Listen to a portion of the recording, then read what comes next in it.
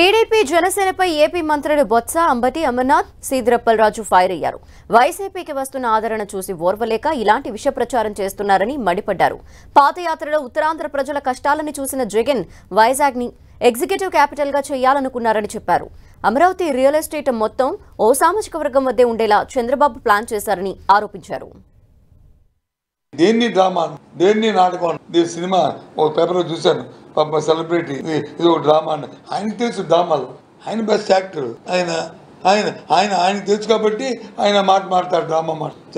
Jaganmohan Reddy actor కాదు, real fighter, hero.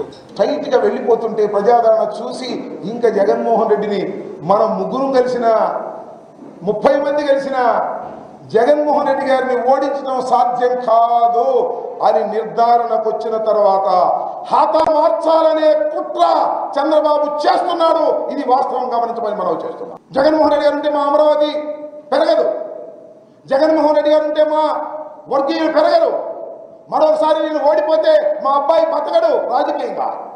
ఆయన మీద జరిగినటువంటి దాడి కూడా ఆయనే చేసుకున్నాడు అనేటువంటి విధంగా మీరు ఏంగా మాట్లాడుతూ ఉన్నారే.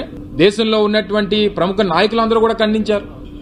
దేశ ప్రధాని, వివిధ రాష్ట్రాల ముఖ్యమంత్రులు, దేశంలో ఉన్నటువంటి వివిధ రాజకీయ పార్టీలు అందరూ కూడా ఖండించారు. మీకు మాత్రం, చంద్రబాబు నాయుడు గారికి మాత్రం అసలు కనీసం సరే సింపతి అనేటువంటిది దాన్ని ఖండించాల్సినటువంటి అవసరం లేదు, కానీ తిరిగి నిందించేటువంటి కార్యక్రమం చేస్తూ ఉన్నారు.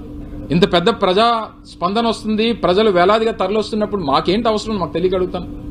అక్కడ ఎవరైనా ఒక ఇంచు భూమి కొనాలన్నా చంద్రబాబు సామాజిక వర్గం వాళ్ళ దగ్గరే కొనాలా? ఎవరైనా ఏదో ఒక ఆర్గనైజేషన్ పెట్టాలి అంటే చంద్రబాబు కులం వాళ్ళ దగ్గర భూమి కొనే పెట్టాలా?